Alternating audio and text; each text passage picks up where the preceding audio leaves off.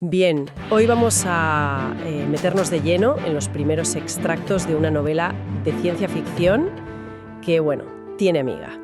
Se titula Insights a la zaga de un viaje apresurado. Sí. Y arranca con una referencia potente, ¿no?, del neurocientífico Joaquín Fuster, algo sobre cómo el cerebro nos dio el lenguaje y sobre todo esa capacidad de mirar al futuro, de predecir. Exacto.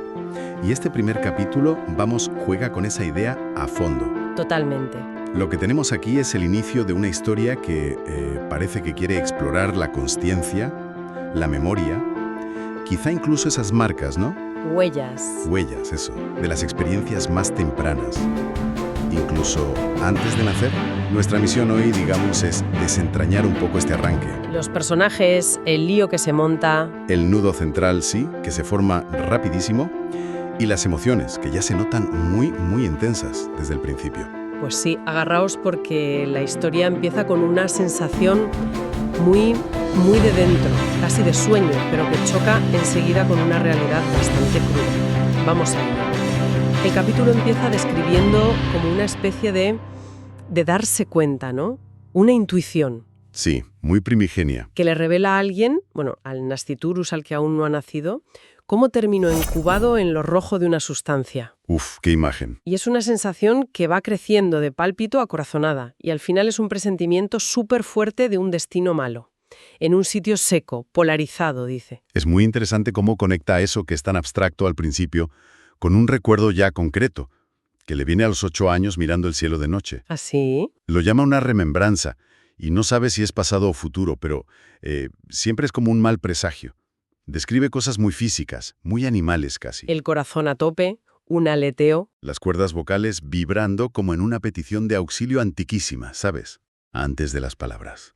Y ahí mete lo de la huella neural. Exacto. Como si esa primera experiencia hubiera dejado una cicatriz, ¿no? Una especie de ruido de fondo. Una estática, sí. Como una interferencia constante en cómo percibe el mundo. Y el origen, nos dice, fue una emoción visceral tan aguda Que le llegó de fuera. a través de su madre. Eso es. La describe como miles de alfileres dentro del útero. Y aquí es donde la cosa se pone, realmente potente. Sí. Porque eso le instala una perenne urgencia de tener que evadirse de ese ambiente. Es casi como si naciera ya programado para escapar. Qué fuerte. Y lo fascinante es cómo esa vivencia de dentro del útero, tan sensorial, tan abstracta, se ata a un evento súper concreto y dramático que pasa justo después. Sí, nos lleva de golpe a un domingo. Invierno del 66. Muy frío. Ahí está. Y conocemos a Leah Cummings, embarazada de 8 meses, y está en el súper, haciendo la compra. Una escena súper cotidiana. Totalmente. El carro lleno de cosas de la época, leche en polvo, jabón en escamas, lejía para los pañales de tela. Vamos, muy de casa. Muy de los 60. Y de repente, al girar por el pasillo de las latas, ¡boom!, se da de bruces con la escena. Menuda escena. Ahí están su marido, Philip Walker Davison, y su amante, Camille Perry Fish. Tal cual. Y el texto usa una metáfora genial para la infidelidad. Dice que Philip llevaba meses gravitando en el inconmensurable territorio de los instintos carnales alrededor de otros cuerpos. Es buenísima. Sí, el matrimonio es como un planeta, ¿no? Con su órbita de celos y rutina. Pero la aventura con Camille es una elipsis excéntrica. Más lenta, dice. Donde él pasaba cada vez más tiempo, sí. Alejándose del centro, de la familia, sugiere como una deriva que ya no tenía vuelta atrás. Claro. Para Leah, verlos juntos es la confirmación. El fin de la promesa del hasta que la muerte los separe. Se acabó. La lista de la compra de repente se queda corta. Le falta un marido, un padre para sus hijos. Su reacción es irse, buscar aire, salir de ese pasillo que huele a imperfecciones púdicas. Mientras Leah se va, cambiamos el foco a Philip y Camille. Y ojo, que ella también está embarazada. Sí, eso es clave. El texto la describe con un punto crítico, ¿no? Colgada del brazo de él, esperando que pague. Con una actitud como despreocupada por el dinero, pero a la vez calculadora. Sí, dice algo de su admirable buen sentido que dirigía su conducta de gran calculadora. Eso es, al señalar el ticket. Y hay un detalle de sonido brutal. La caja registradora rechina. ¡Ostras! Como si pesara la conciencia, ¿sabes? como si añadiera un gravamen kármico a la compra. Es tremendo. Y Camille, qué personaje. La pintan como absorta en sí misma, ¿no? Ignorante de las consecuencias. Totalmente. Pero feliz con su embarazo, que el narrador llama un perfecto injerto de utilidad y oportunismo. Uf, qué duro. Incluso su aspecto ese día. El vestido de premamá con estampado de bacterias, la cara sudando, las piernas hinchadas. Contrasta mucho con su ceguera ante la infección que ella ha ayudado a crear. La reacción de Lía es fundamental para entenderla. No hay gritos, no hay numerito. Nada. Elige el silencio. Y una mirada. Una mirada de cuya opinión nadie podía llegar a tergiversar. O sea, por fuera, una compostura. Impresionante. Pero por dentro, claro, la procesión va. El texto dice que se traga un bocado de prueba del 3x1 súper amargo. El 3x1, claro, él, ella y el bebé que viene. Exacto. Y reconoce que había ignorado rumores, peleillas. Centrada en sus estudios de economía en Harvard, en sus valores familiares, se creía inmune. ¡Qué error! Un error fatal. Y justo ahí el flashback, la advertencia de la suegra. Mary Lou Davison, 3 años antes cuando se comprometieron. Sí, que le soltó. No sabes con quién te vas a casar, ¿verdad? Directa. Y Lía no entendió nada. Pensó que era por clasismo. No, por su apellido. O que le pedía que cuidara de Philip como si fuera un niño. Sí, incluso le ocultó una historia familiar de una herencia perdida, pensando que era eso lo que la suegra le echaba en cara. O la mamá, la llaman. Con ese tono, entre respeto y miedo quizá. Pero ella sabía perfectamente de qué hablaba. El texto la pinta casi como una pitonisa. Una vidente. Con una intuición brutal para la gente. Por eso, cuando Lía vuelve a casa ese domingo, hecha polvo, con las bolsas y esa sombría nube, Mary Lou no necesita ni preguntar.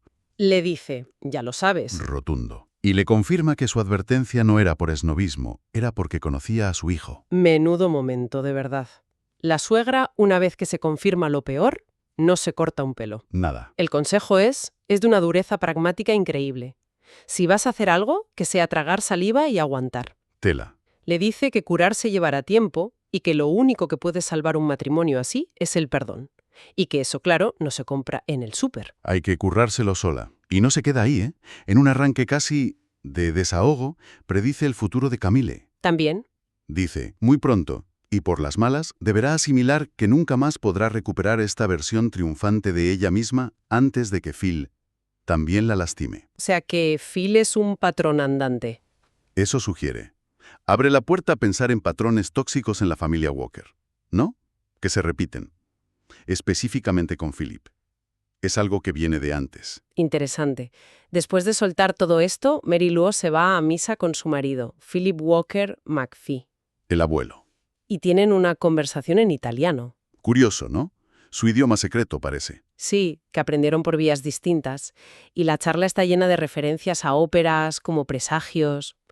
Él tiene poca simpatía por Camille, la que busca ascender. Normal.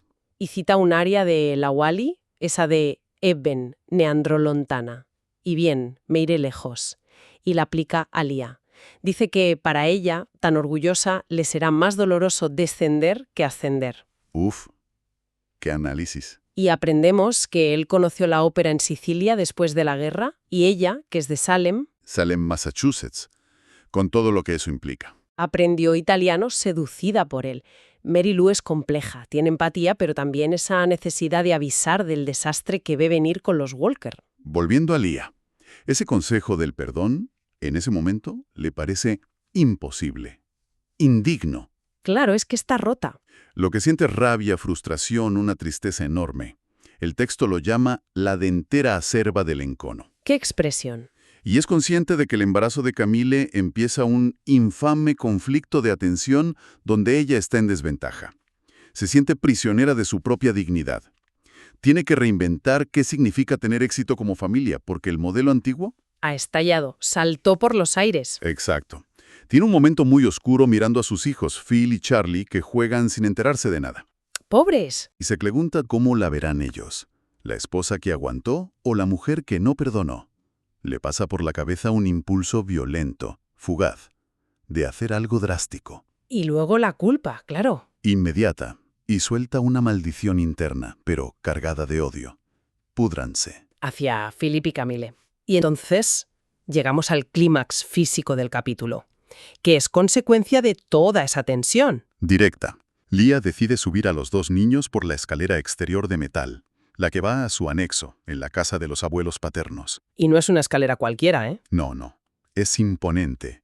De hierro forjado, escalones anchos y hormigón. Y muy empinada. Dice que apenas cabe una persona agarrándose. Pues ella sube con los dos niños, uno en cada brazo, y claro, le fallan las fuerzas casi al momento. El esfuerzo físico se suma al mental, claro. Las piernas le tiemblan. Siente físicamente que algo se desprendió de su cuerpo. Uf. Qué mal rollo. Casi arriba, en el penúltimo escalón, tiene como un relámpago mental. Se le nubla la vista, como una niebla. Y justo ahí aparece un colibrí. ¿Sí? Que se para delante de ella un instante, que parece eterno, justo cuando consigue sentar a los niños en el descansillo. Y otro detalle sensorial clave, el feto, Sí. dentro de ella. Percibe el zumbido del colibrí como una identificación antiintuitiva. Raro, ¿no? Con algo no humano. Muy extraño. Y justo después, Lía pierde el equilibrio y cae, hacia atrás, escaleras abajo. Los sonidos del texto son brutales. Paf, paf, plof, plof. Sí, subrayan la violencia de la caída, golpe tras golpe, hasta que queda inmóvil abajo. Madre mía. Y aquí, el cambio de perspectiva es total. Nos mete dentro del útero. Directamente. Y la descripción es: Caótica. la emoción tóxica de la madre, la angustia, la rabia, convierten el vientre en un caldero radioactivo, en plena erupción. Qué imagen más potente. El feto siente la caída, el impacto emocional de la madre, como una desconexión total de cualquier sensación buena que hubiera antes. Le nace un deseo primario de huir de ahí. De ese entorno que se ha vuelto hostil. Virulento, sí.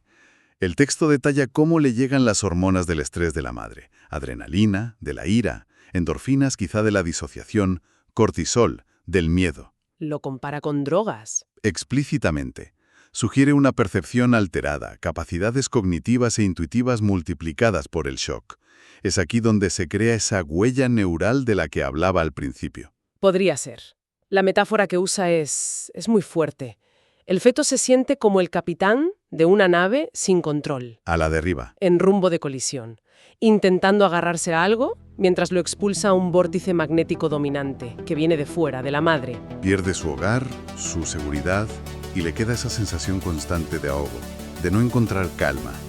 Y su aterrizaje, dice, es en el cuarto peldaño de la escalera, donde está su madre caída. Un lugar físico y simbólico del trauma. Tremendo. Y la frase final de esta parte es demoledora, porque conecta justo con la sensación del principio, cierra el círculo.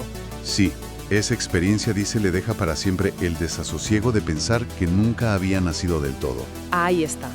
Ata el trauma físico y emocional de la caída con esa sensación de estar incompleto, de haber sido incubado de forma violenta.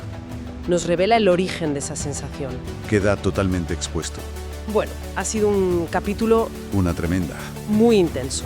Hemos visto una traición, una confrontación en silencio, profecías familiares, el consejo amargo del perdón y una caída física que se refleja en un trauma dentro del útero. ¿Cómo encaja todo? Pues emergen varios temas muy claros, ¿no? Primero, las consecuencias de los actos, que van más allá de los implicados, llegan hasta el no nacido. Impactante. Segundo, los patrones familiares, esa posible clarividencia de Mary Lou frente a la conducta de Philip, que ella misma predice que se repetirá. Sí. Tercero, el peso de saber o intuir el futuro, esa capacidad de Fuster que aquí parece tener Mary Lou. Y lo central, cómo el trauma emocional puede tener efectos físicos brutales, Y dejar una marca, una huella. incluso antes de nacer, según esta ficción. La conexión entre la caída de Lía, física y emocional, y la experiencia del nasciturus, del feto.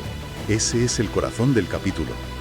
Y claro, esto nos deja pensando, si una experiencia tan temprana, antes incluso de poder hablar, puede dejar esa sensación de no haber nacido del todo, ¿qué nos dice eso sobre cómo se forma nuestra identidad más profunda? Nuestro sentido de pertenencia, o de desarraigo? ¿Hasta qué punto estamos marcados por cosas que ni siquiera recordamos? Es una pregunta potente.